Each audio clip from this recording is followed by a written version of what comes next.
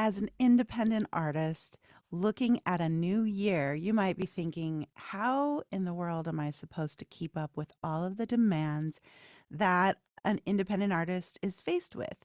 One of those things is creating content for social media and being on social media on a regular basis.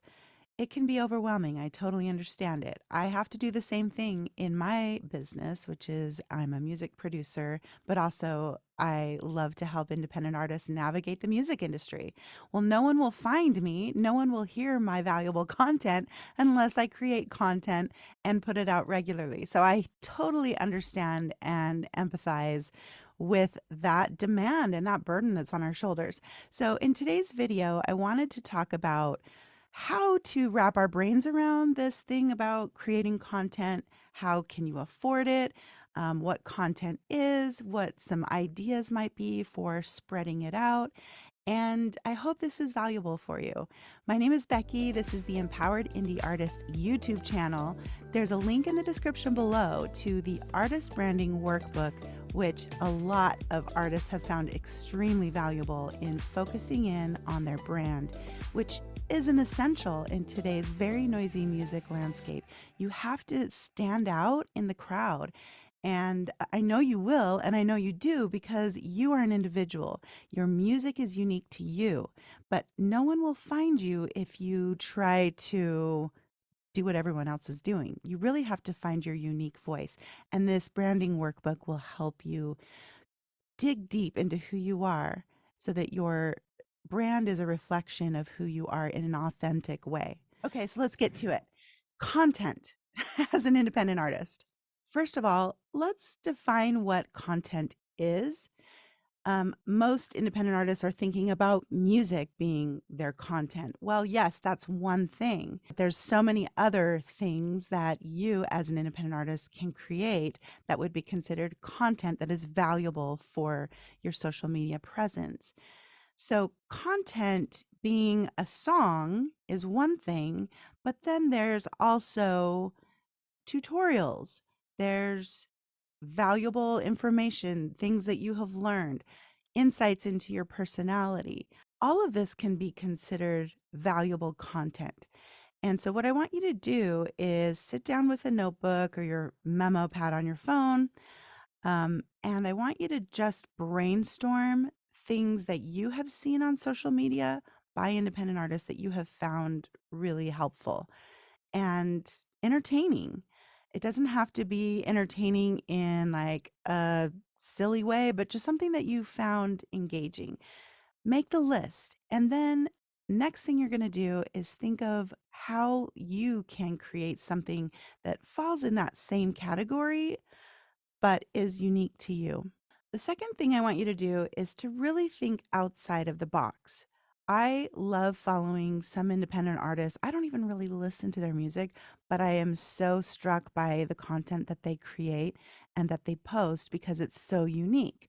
I'll give you a couple of examples. There's an independent artist that's here in my home state, Utah.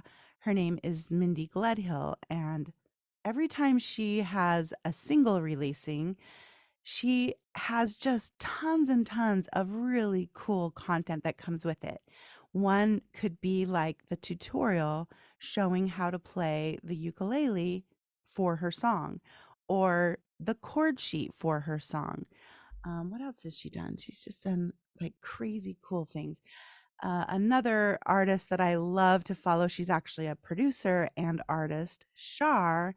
She loves to share, well, I don't know if she loves, but she does share tidbits about her personal life because she's been through some really traumatic things recently. She had a brain tumor and has had brain surgery, and that has been woven into her artist brand in such a unique way that anytime she puts something out, I want to hear it. I just am in love with her.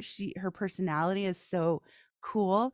And I've talked about her before because when I first followed her, she sent me a voice message and thanked me for following her just on Instagram with her, in the private messages. And that connected me with her in such a special way that I always tell artists, you got to do that. It's such a great way to make a person who's like maybe interested in you casually makes them a super fan because they're like, oh my gosh, they know my name. They reached out to me. They said, hi, I love your page. They maybe even said something really specific about what I posted on my page. And it just built this instant bond. So I love Shar and I hope you'll follow her too. I'll link to these artists below so that you can check out what they do. Number three, I want you to think about what your budget is for creating the fully produced songs. So, your budget, and depending on the producers that you work with, the team that you work with, let's say it's 1500 a song or 3000 a song. It just really depends on your genre and it depends on the people that you work with. But it's going to be somewhere around there. Let's say you can only afford to do 3 songs in the upcoming year, 2024, and you're like, "How do I create a year's worth of content and I can only do 3 songs?" No problem. I want you to space out those releases throughout the year. So that means if you only have 3 fully produced songs, you will have a fully released production. Um, what? That's only 3 times for the year, so maybe every 4 months. Now I want you to create content around each of those releases. The content will be things like a lyric video, which I'm sorry, but you can get those pretty cheap on Fiverr, or you can even do those yourself. They can be a little time consuming, but not monumental. I, I think that's something even I could figure out if I had to, which is saying something. Anyway, a lyric video, an acoustic version. Maybe if your producer can strip out everything but the piano and your vocal and your backing vocals, now you have an acoustic stripped version. Or you can even create with a basic recording setup a live, like real time acoustic version of the song. Give us some BTS, behind the scenes, building up to the release, explaining how you wrote the song. Give us your tutorial on how to play it. Give us the chord charts. Give us some special, unique information about the creation of this song. If you are adding some players, some instrumentalists, or a team to this song, create a little content based on each of those team players. You can really think outside the box, which is number two, and come up with loads and loads of content for each of those songs. Now, here's the other thing. If you can only afford 3 fully produced songs, that's fine. I want you to think about how many minimal produced songs can you do? Maybe it only costs a few $100s to go to a studio and do kind of a live-ish version of a song that you've practiced and practiced and practiced, and you know you can just nail with a couple of passes. Now you've got an acoustic version and you've only spent a few $100s. So do something like that that's a different song than one of your big releases. Even if you only have one fully produced song that you can release in the upcoming year, that's okay. You can still create loads and loads of content, again, surrounding that one release, but all of the other songs that you've worked on, or cover songs, trending songs, find unique ways, duets, anything that you can do that says, I'm an independent artist. I'm here to entertain you. I'm here to bring value to your life with my music. Jump on social media and post that stuff. Which brings us to number 4, consistency. Consistency is really what matters for social media. Now, it doesn't mean that you have to be on social media every single day. It doesn't mean you have to be on every single platform. I want you to just pick one platform, maybe 2, based on your fan demographic. Now, if that doesn't mean anything to you, if you're like, what the heck are you talking about? I do have another video that I'll link to in this video, but I'm just really quick going to explain this to you. Your music is most likely for a certain demographic. Now, that demographic could be people like you, your age, people that like the same bands, people that kind of do the same type of thing, or it could be, totally not you. I work with a lot of teenagers that do regular postings of either cover songs or mostly covers, but a lot of times they're Christian songs or just uplifting, inspiring songs. And their demographic is not the same as them. Their demographic, their audience is usually older people because older people are on YouTube. They go to YouTube to watch a variety of videos that they find compelling. And they're usually the ones that are like, oh, I love seeing the youth, the young people of the world singing about Jesus. So really, their age group, they're not typically going to be watching their Christian covers on YouTube. They might, but most likely they're, consumed with things on TikTok. If your demographic is on TikTok, then that's where you need to be. If your demographic is on Instagram, that's where you need to be. If they're on both of those, you can usually manage to do both because you can kind of cross post. You can post the same thing on both Instagram and TikTok, and it can work pretty well. The other little trick that I've found with posting consistently is using a third party neutral posting programs such as Metricool, or what else is there? Hootsuite, but they took away their free version. Metricool has a free version, and I just discovered this because of Rachel Peterson, who I will link to her as well because she's just fabulous for helping with social media growth, no matter what platform you're talking about. She has tons of valuable free content, plus some paid courses, but really, really valuable stuff. Metricool is a place where you can go in and you can say, okay, here's one post. Now I want you to post it on Instagram and TikTok or Facebook as well, or YouTube. You can pick what platform you want it to post on and you can schedule it ahead of time.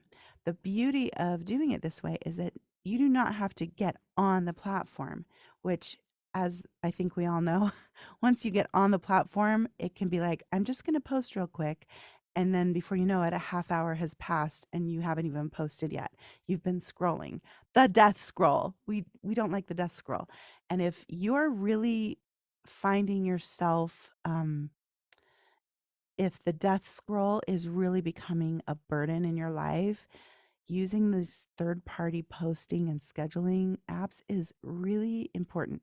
So check out Metricool. Not affiliated or anything like that, but I use the free version and there are some limitations on it, but not many. I can still do all the things that I need to do on it. So I hope you'll check it out. And the last thing, number 5, everything that you put out on social media should magnify your brand. Nothing should contradict your brand or distract us from your brand. And that's why figuring out your brand is really such an important part of being an independent artist. If you're like, well, does this post align with my brand? Does it distract from my brand? Does it contradict my brand? And you're not sure, guess what you need to do? Figure out your brand. I mean it. It's that important. In today's music industry, music consumers, which is, the world at large, we are interested in true, authentic music communicators, people that we can relate to. Vulnerability. Gone are the days of, being somewhat secretive.